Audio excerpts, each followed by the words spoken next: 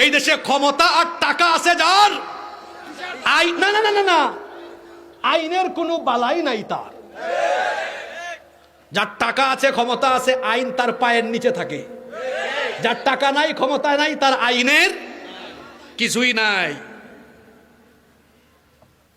একবার আমার পাসপোর্টে ভুল হয়েছিল, এই পাসপোর্টটা কারেকশনে পাঠাইয়া প্রথমবার আমার কাছে পয়সা দাবি করেছে। আমি বলছি 1 টাকাও দিব না। ঘুষ দেওয়াও অন্যায়, নেওয়াও।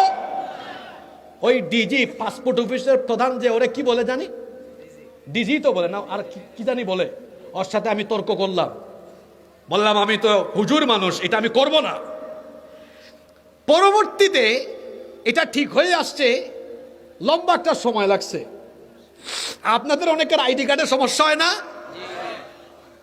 কয় চক্কর যাওয়া লাগে? জোরে বলেন। হ্যাঁ, আমার বাবা ফায়ার হয়ে গেছেন, দেখছেন? তার মানে উনি কষ্ট পাইছে। বসেন, শোনেন, কয় চক্কর যাওয়া লাগে? আর মামু? জোরে বলেন। আর ক্ষেত্র বিশেষে দেখা যায় কয়েক ঘন্টায় হয়ে যায়। আপনাদের দেশের আইন কি সমান? জোরে বলেন, আইন কি সমান? তাহলে যারা বলে আইন সবার জন্য সমান, এটা একটা মারাত্মক প্রতারণা।